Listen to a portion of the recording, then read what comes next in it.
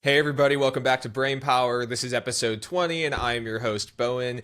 Joining me today is Lisa Loud.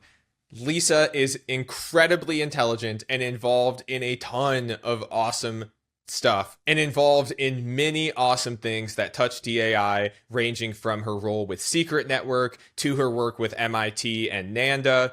We dive into all of those things. We talk about data privacy. We talk about how privacy is achieved within AI tooling. We talk about the implications of that as an individual, as a business, as a nation state, and much, much more. This is a really interesting conversation, and it was such a pleasure to talk with Lisa. As always, if you want to support Brainpower, all that we ask is that you like this video or podcast and subscribe to us on whatever your favorite media channel is. And if you really, really want to support Brainpower, consider staking to our Builder subnet within the Morpheus network ecosystem. That can be done in the Morpheus Builder dashboard. With that being said, and without further ado, here is Lisa Loud. I'm trying to free your mind, but I can only show you the door. You're the one that has to walk through it. You're listening to Brainpower. Hey everybody, welcome back to Brainpower. This is episode 20, and joining me today is Lisa Loud. I have wanted to interview Lisa Loud since I discovered Lisa Loud, which was about, it was a couple months ago now. And that is more telling on me getting involved in DAI more so than Lisa Loud's background, which is extremely, extremely interesting and well-versed, to be honest. Before we started recording, we had to kind of have a quick sift through of what direction we should take this because she's involved in so many things, which is really, really awesome. So Lisa, thank you for joining the show. Very much appreciate the time. Thanks, Bowen. Great introduction. I appreciate it. Absolutely. And I'm glad you've been seeing my content. I've been working hard to get my ideas out there. So, and I'm just really, the reason that I'm doing all this is I want better understanding and education generally. So my background is really in big tech. I was at Apple as a developer, and then I was at PayPal leading digital acquisition. So very much a B2B kind of approach, but I've been in big tech. I kind of got my understanding of business in big tech. And then when big tech stopped innovating, I was like, hey, I felt like I'd been led to the edge of a cliff and there was no bridge. So I'm like, all right, where's the bridge to the next level of innovation? But, when companies get big enough, like PayPal did, they don't necessarily want to take the same risks anymore. They want to do something conventional. So I realized I had to go my own way, help build my own bridge. And so I left big tech in 2017, and I've been in the blockchain industry ever since. I was CEO of ShapeShift in 2019, 2020, and right around the time of COVID. So it was an interesting time for sure. But got introduced to a lot of the really radical ideas about decentralization and self-custody with my association with Eric Voorhees and the rest of the ShapeShift team. So now, a few years later, I'm leading the Secret Network Foundation, and Secret right now has been in TEEs, which is Trusted Execution Environments on-chain encryption, since 2020. But now we are really focused on confidential AI infrastructure. And I can talk a little bit more about why I think that is the direction that we all need to be paying attention to. Yeah, I think that would be a good path to go down. Everyone listening to this, I would imagine everyone listening to this is very familiar with Eric Voorhees, who has founded Venice, and also probably familiar with ShapeShift. I do like to remind people, just in case they're not, that to my knowledge, ShapeShift was the first major Web3 company to fully decentralize into a DAO after already becoming successful. Was that correct? Like basically at the top, ShapeShift said, hey, we're going to turn this over to the community and the people, which is awesome. The rest of the DAOs were kind of initiated as new things, right? But ShapeShift was the first to actually take an existing business entity, and convert it to a DAO. I love that for so many reasons. The first being this idea of turning over the keys, which is not common among people who have any type of power and authority over anything, to build something and say, hey, we're going to actually take it at the top and turn it over. And I also like it because it was I'm trying to think of the best way of phrasing this.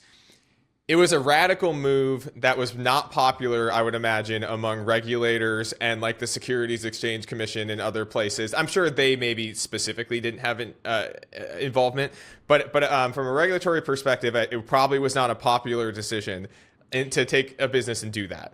Well, I can tell you that the process was extremely laborious. Yeah. Um, I was not really completely involved in the details of turning that into a DAO, but of course I know the people who were instrumental to making sure that that turnover happened, and it took a really long time and was very detailed. So yes, difficult regulatory. Absolutely. And I definitely derailed us a little bit, so I apologize. But I just like highlighting that type of thing because I think it's a good window into who you are, Lisa, and the type of projects that you work on.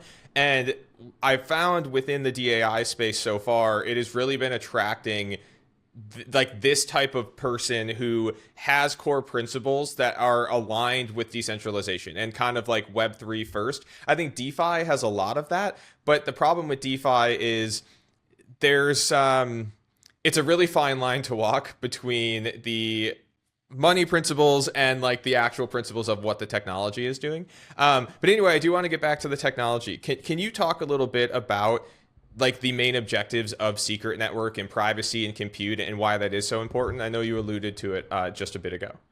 Yeah, so if we think about just from a very high level, because I like to make sure that everybody understands why we're doing what we're doing, from a very high level, AI is one of the most powerful tools we've seen in technology, one of the most transformative innovations that the human race has ever embraced.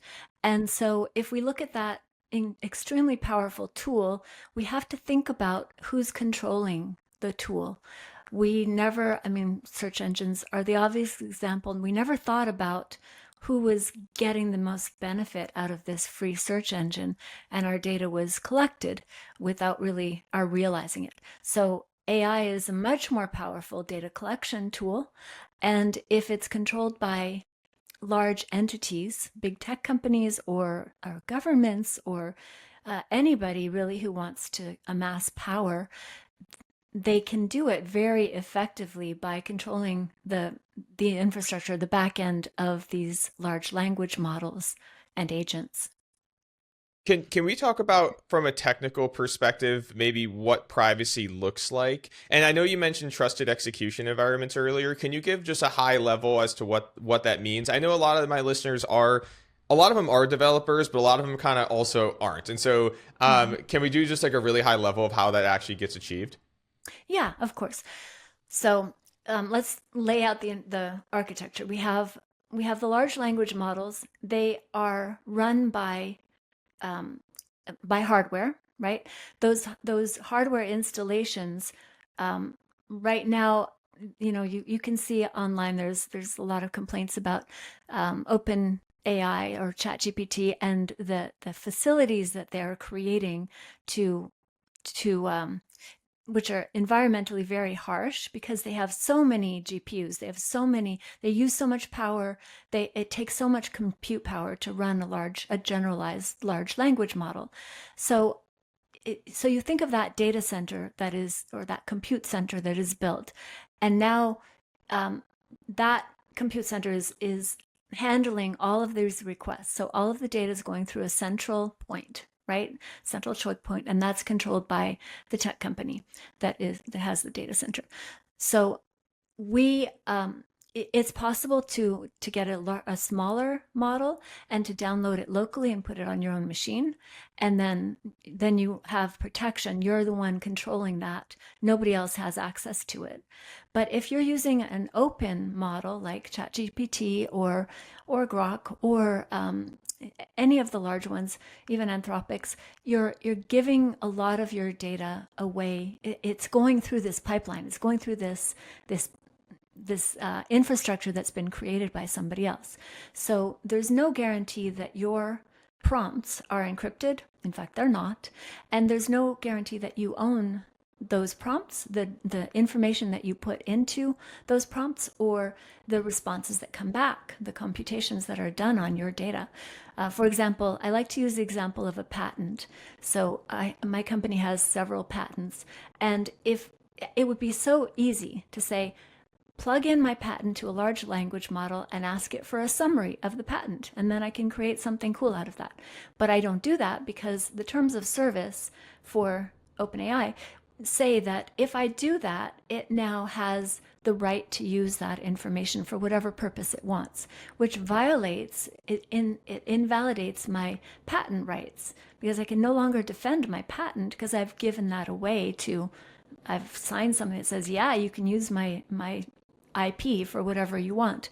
So it's impossible now to defend that. That's not something you would normally think of, right? When you're thinking, oh, I just want a summary of my patent, like I want it in human language.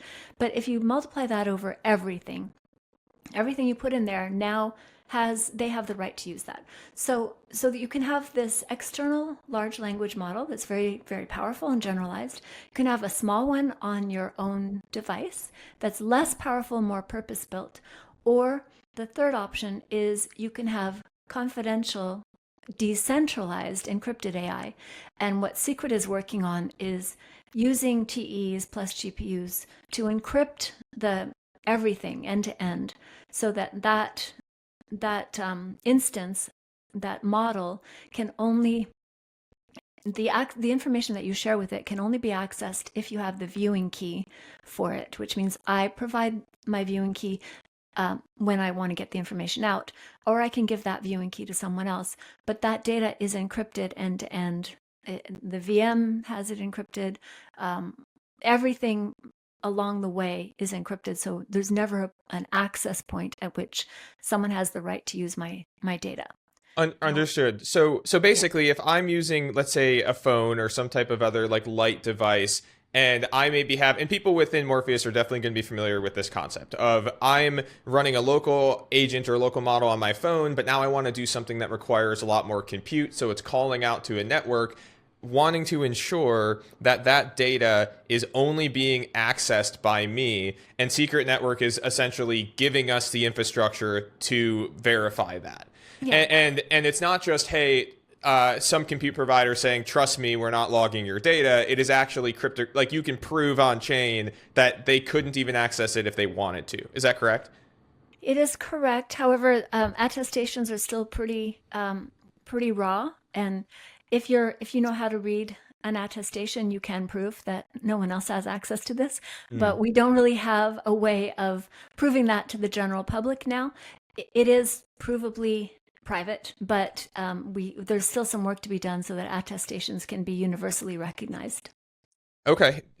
Interesting. I didn't know that. And this is where like my technical knowledge comes to die, basically. And I do not know how to read an attestation, but that is very interesting to hear. Well, and the opinion of the general public is something that I find really interesting. And I'd love to hear your opinion on this, because I have concerns over being able to convince people that this matters.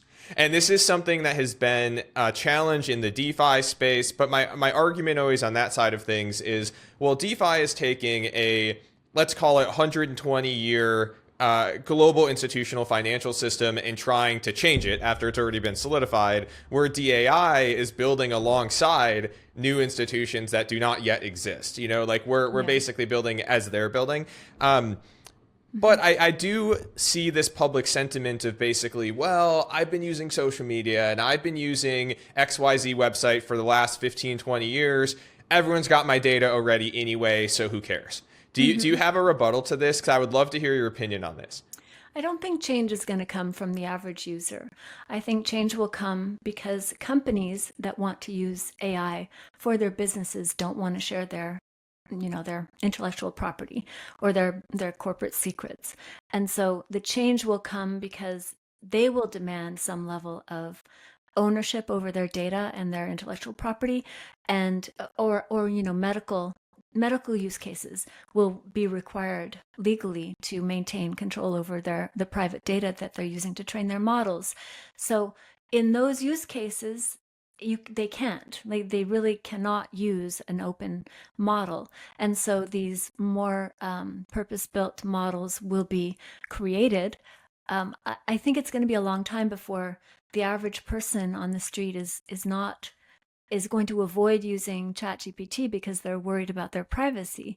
Maybe it's possible that there will be a series of high-profile bad outcomes, let me say, Yeah.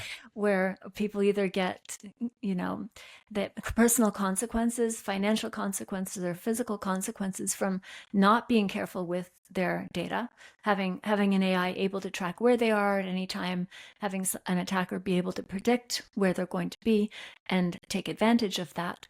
So it's possible that we'll see media attention on the downsides of not having private AI. And that could change public sentiment. But unless that happens, I think the change is going to come from corporate use cases. Okay, that makes sense. So yeah, maybe I'm trying to fit this technology into a box that doesn't really make sense yet until these other adoption points have already happened.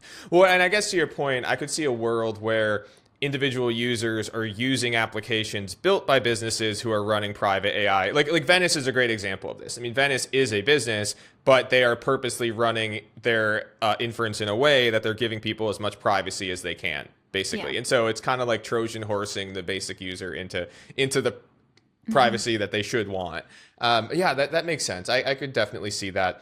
Another concern that I have, and I'd be interested in your opinion as well, is the implications of this with geopolitics, because I could see a world where if you only have a handful of providers, so you have like OpenAI, Anthropic, and Grok, which is basically, I don't know if Grok is its own entity or if it's under the Elon umbrella. It's under that umbrella of companies.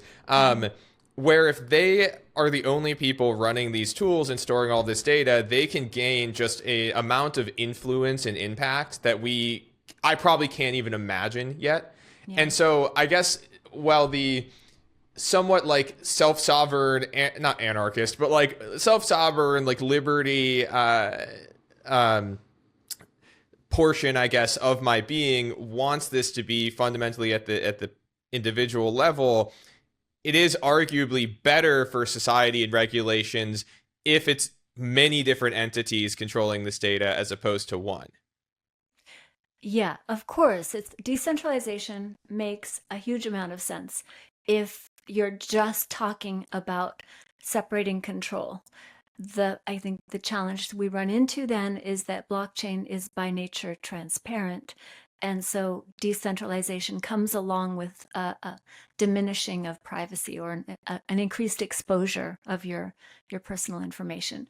So we can't do that. We can't take away power from the centralized entities and give it into blockchain, like just decentralization, plain vanilla, because then now everybody, not just those big companies, sure, they don't have an advantage anymore, but now everybody and their brother can actually see your data. That's not better. I wanted to take it one step further, and we've been using large language models, but I think we're going towards a future in which we have an internet of agents. So some of these things change when you're not talking about large language models anymore. You're talking about actual agents. The difference between those being that an agent has the ability to proactively do something, to have agency in the world, and not to just follow directions, but to be perhaps set on a path and then make some decisions about how to move forward on that path.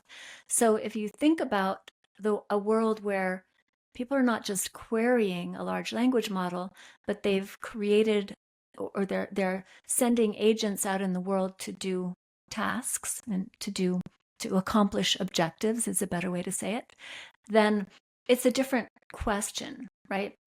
Because those agents are not all going to be reporting back to a centralized tech company.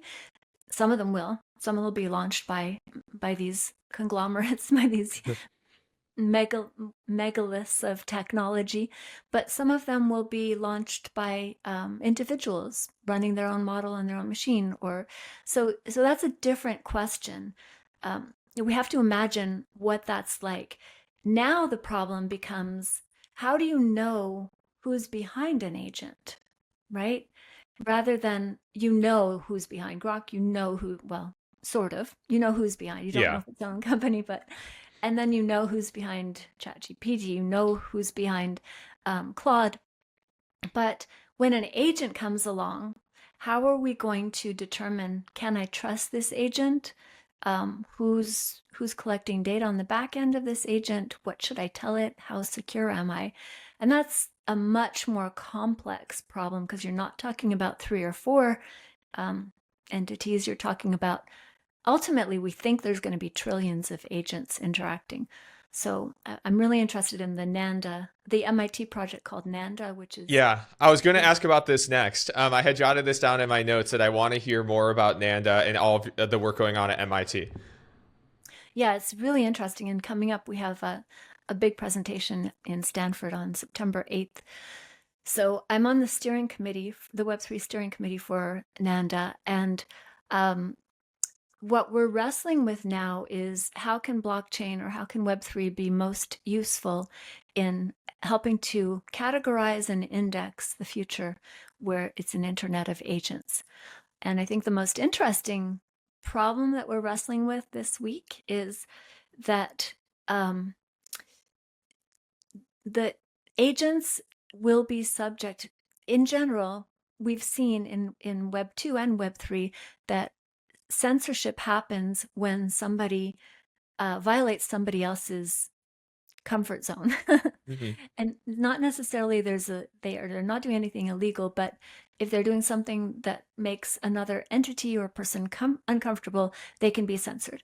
And I think a lot of us in the like you said, the more liberty focused mindset are worried about censorship because it allows someone else control over what you can build, what you can say, what you can express. And that's not necessarily a good thing. So if we're going to make agents censorship free, then blockchain has a really big part to play in that, where we can, because it's decentralized. So yes, we still want it to be confidential, encrypted. The agents should be encrypted. The agent should have a backend that is a confidential VM. Secret VM does that. All of that is still true. But now on top of that, we also want the ability to decentralize these agents, make them proof against censorship, because no one can shut them down, because no one person, an agent has its own agency. And so you can force someone to shut their own, legally you can apply pressure for them to shut something down. But if these agents are decentralized and come from multiple different places, there's no way to shut something down unless it violates something that everybody agrees is unacceptable. Like if an agent just starts stealing money and we have an agreement that that's not a good thing for an agent to do, then that will violate some set of rules or standards which we have yet to implement, and that agent will be penalized economically until it's no longer valid for it to continue. Okay, there's a lot to unpack here, but I absolutely love this topic because I find it to be one of the most interesting parts of all of this. Let me think real quick where I want to go on here first. Okay, so I think a good starting point is when we talk about the idea of censorship, and you did say this, you basically said, hey, censorship doesn't necessarily mean it's a government saying you broke the law and you can't say that. It can also be a private entity. It can be an individual. It can be whatever that is, a community. A question that I often have is, and I don't know that there's a right answer, but who gets to be the oracle for all of these things? And I think this is a huge problem that we're going to run into, as who gets to be the oracle to what is and isn't okay. And I guess, within a certain community, like you can be your own oracle, but then also how do we prove what is true? Because if we have, let's say, trillions of agents, like you were saying, which I agree, especially once we have agents making agents, it just is a continual flow of information. But how do we even begin to organize, like, an oracle out there as to like, okay, this is what exists, this is what has actually happened, and then also this is what is true. Meaning, if I have two different agents that live on chain that are both reporting something completely different, how do I verify which one's pulling from better information? Mm-hmm. Yeah. So if you think of things in a decentralized way, you mentioned an oracle. The best way to have an oracle or have an universally agreed on way of saying this is true, this is not true, is some kind of decentralized review system or rating system where no one person gets to decide this is okay or that's not okay. It becomes a consensus-driven mechanism, just like blockchain is, so that if you're familiar with how nodes work, validators work on blockchains, if one validator doesn't behave well, it can be slashed economically, and that's enough to keep everybody in line.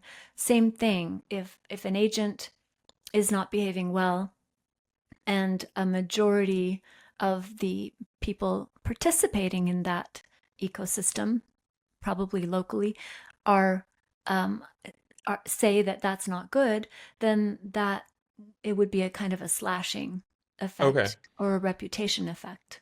I guess, can I give you a scenario, Lisa, and can you tell me why I'm dumb and not thinking about this correctly? Because I know you, from a technical perspective, you understand this so much better than I do, and probably a lot of the people listening. So, okay, if let's say we have a scenario where I may be hosting an agent locally on my device, but that agent can interact with blockchain. So let's say it can interact with something like Ethereum, and that agent figures out how to exploit, I don't know, smart contracts somewhere or some type of financial exploit. If I'm only running it locally, can someone shut it off? Like, can they stop me from interacting with the public ledger? Can they stop me from interacting with whatever smart contracts I'm dealing with? I guess that's the part that I'm like, the technical perspective, I'm a little bit fuzzy on. It depends how we implement it, but theoretically, yes. If we have an index, it's unlikely that that will be implemented immediately. So in the short term, I don't think that preventing that agent from interacting with the blockchain is going to be possible. Maybe never it will be possible. But if that agent requires interaction with people, interaction with permissioned services, then those permissioned services can be withheld if that agent does not have a good reputation or good standing within the index. Hmm. So for example, a specific protocol, like maybe it was a decentralized exchange or something, they could, as a community, if it was a DAO, say, we require agents interacting with this protocol to have XYZ condition, whether it be, a rating system or whatever. And then they could, like, not unilaterally, but like as a community, they could decide to say, we do not accept incoming and outgoing transactions from this list of things. If the conditions are not met, then you can interact, right?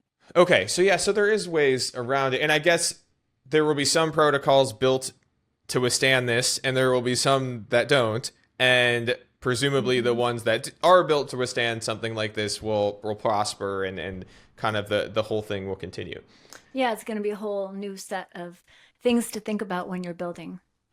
Yeah, that makes sense. What about concerns with regard to censorship, resistance, and privacy from a regulatory perspective? So a lot of people listening are likely going to be familiar with the Tornado Cash case, which is going on. Obviously, the first round of decisions was just made. Have you been following this, Lisa, with Roman Storm? Yeah, I imagine. Yeah. Is there concern over how something like that translates to the DAI space? Definitely, because, so I'm going to come back to something that comforts me a lot. I've had several meetings with Commissioner Hester Peirce, and over the years, actually over the last couple of years. And at one of my meetings with her quite early on, I mentioned something about, building back doors. And she said, I hope that you in the blockchain industry do not cave in to pressure from regulators and build backdoors into everything, because that's just an avenue for improper leverage. It's an avenue for giving up freedom. And so she's much more powerful now than she was when I first started meeting with her, which is great. And she just did a call actually for small businesses to meet with blockchain startups to meet with her in Chicago on September 15th. And I'm trying to arrange my schedule so I can go. But I guess the point is that it's not just US regulators, it's other countries' regulators as well. And so this is a bigger problem. There's a fundamental conflict between the goal of, and I think this is going to be a controversial statement, but I'm going to say it anyway. The goal of preventing bad actors violates fundamentally the goal of freedom, providing freedom and privacy to people. And so where do you draw that line? None of us wants human traffickers to prosper or terrorists to be able to launder money. None of us wants that. But what do we give up? How do we balance giving up our own freedom and own privacy with making the world safe from bad actors? And I think it's a very difficult question, but we can't just land on one side or the other and say, well, everything needs to have a back door so that it's always possible to catch the bad guys. We also can't say everything needs to be completely free so that we never have our privacy violated. We have to find that balance between the two. And interestingly enough, I actually work on a product that is used by the RCMP to seize crypto assets and track them, just like Chainalysis. RCMP is the Canadian version of the FBI. So we're working to help them catch bad guys who are using crypto and laundering money. And at the same time, I work with a project called Silent Swap that's built on Secret that is designed to enable private swaps for individuals and for companies. So you might say, you are schizophrenic because these two things are polar opposites. How can you work on both?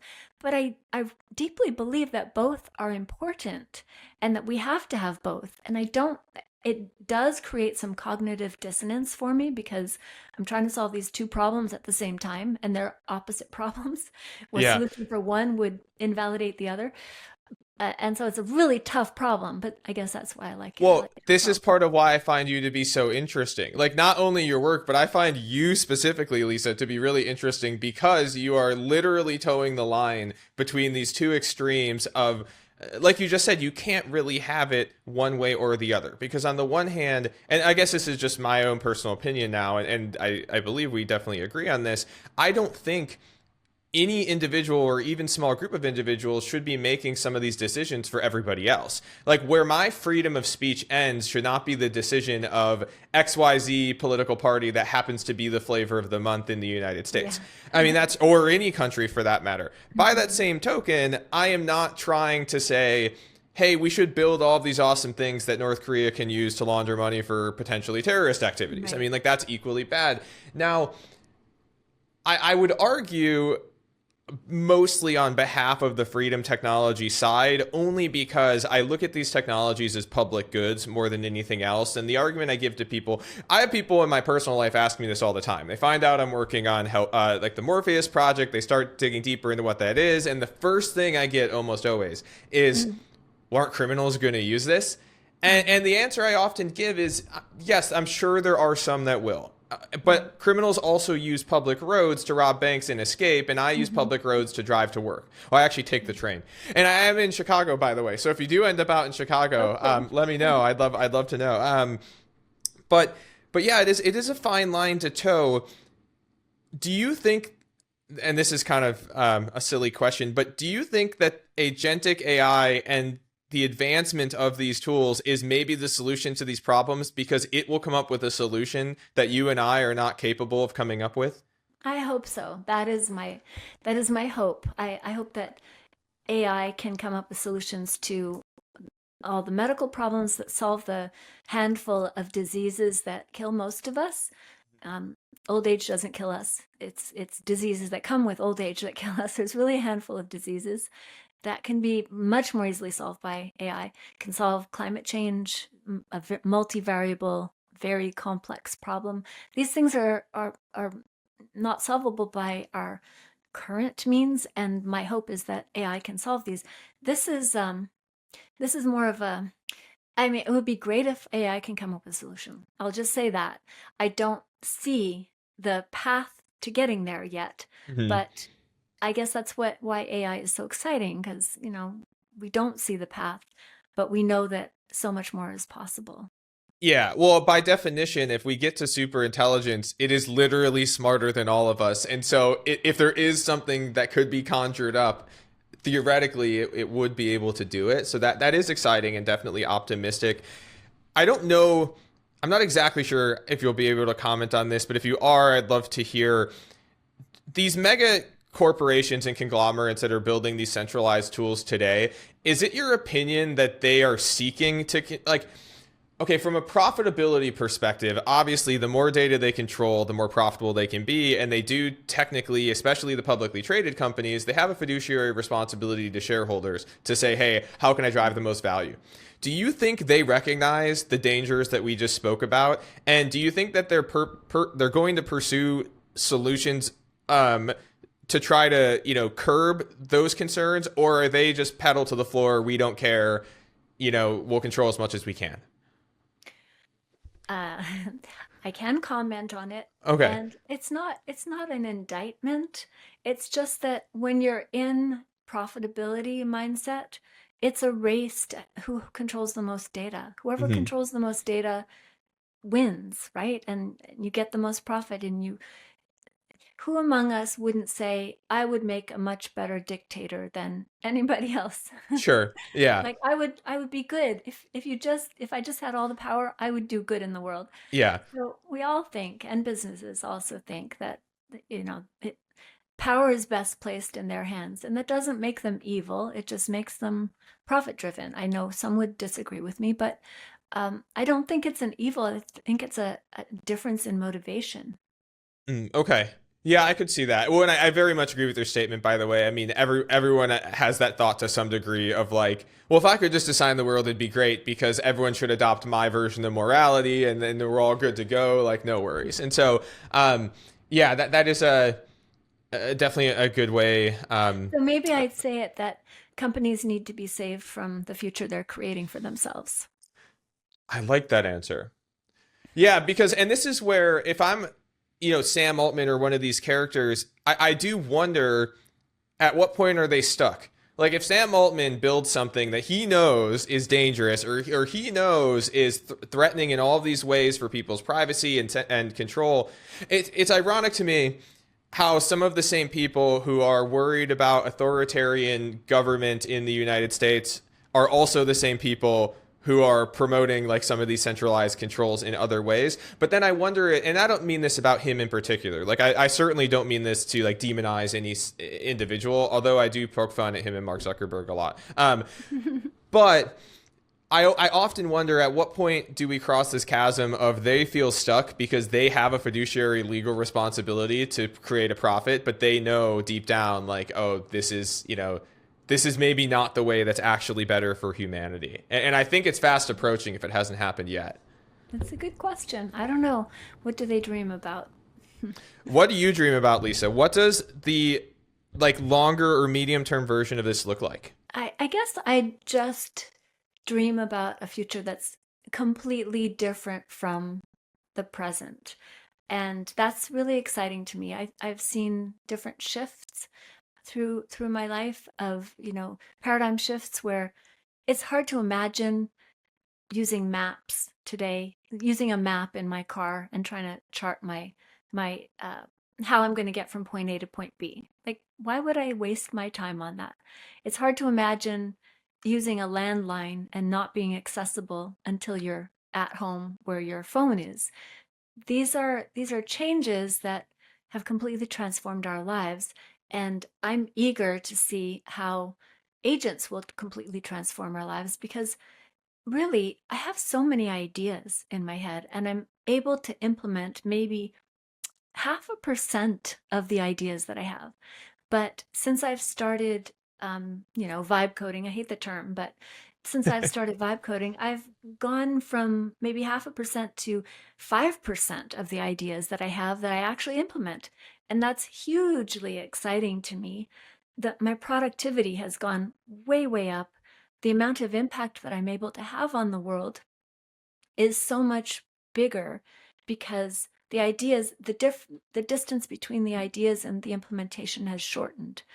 And for any creative person, I think that's incredibly exciting, because where you get bogged down, it's on the administration, not on the ideas. It's on getting those ideas to come to light. So shortening that is very exciting, and just the amount of change that each of us can enact on the world and for good, ideally, is much higher. That's what gets me excited. That's what I dream about. I love that. Well, and it's we've seen some of this in our life just with the ability to communicate with other people. Like, I often think about my parents or my grandparents, just the amount of people that they knew when they were my age was much smaller because they literally didn't have the means to contact other people. Like, this conversation would not have happened 25 years ago because there wouldn't have been a good way to do it. Well, I but would now have to fly to Chicago. that's true. That is true. Yeah, I don't absolutely. But also now I see how, like you were saying, now you're taking that a step further to, well, I can actually maximize the number of things that I can create. And who knows? I mean, if I pull the sci-fi future in my brain out, there might be an option to actually like maintain my intelligence and allow it to live on long past me, to use that to do various things. And that is actually a question I have for you, Lisa. If we have the ability to upload our intelligence and allow it to flourish beyond our physical bodies, is that something you would be interested in doing? So I have to pour cold water on this idea, because AGI No, is, don't do it. I'm just kidding. AGI is very many decades in the future. We're not even close to any AI that can approach consciousness today. Sure. We don't even know the path to get there. We're so far away from that. So I love the idea. Yes, I would do it, but I don't think it's gonna happen any time in the horizon. That actually makes me feel kind of good. I'm going to be honest. When people who understand the technical aspects of this so much more than I do say things like that, I actually feel better, because all we hear, I mean, we see headlines and news stories of, we're getting close to quantum, we're getting close to XYZ thing. And I know that that's not actually true. And as much as, again, like the sci-fi part of me would love to be able to say, oh, like this idea of like uploading and like storing all this intelligence data sounds amazing. It is a little bit relieving to hear that it's probably not going to be anytime soon. Yeah, I'd say at least 100 years. So Perfect. Maybe Brian Johnson. Brian Johnson might be around to do he it might still. be We'll around. see. Yeah. Yeah. Awesome. Well, Lisa, I really appreciate you jumping on and taking the time. I know you're extremely busy. And I'd love to, definitely follow up in the future to see how these things develop, because they are changing so quickly. I mean, people joke that a year in crypto is like a decade in any other industry. I think a year in DAI is like faster than that, probably. That's true. So Yes. awesome. Well, thank It you. was an amazing conversation. Really fun. Thanks for the great questions. Thanks. We'll talk to you soon. All right. I'm trying to free your mind, but I can only show you the door. You're the one that has to walk through it. You're listening to Brain Power.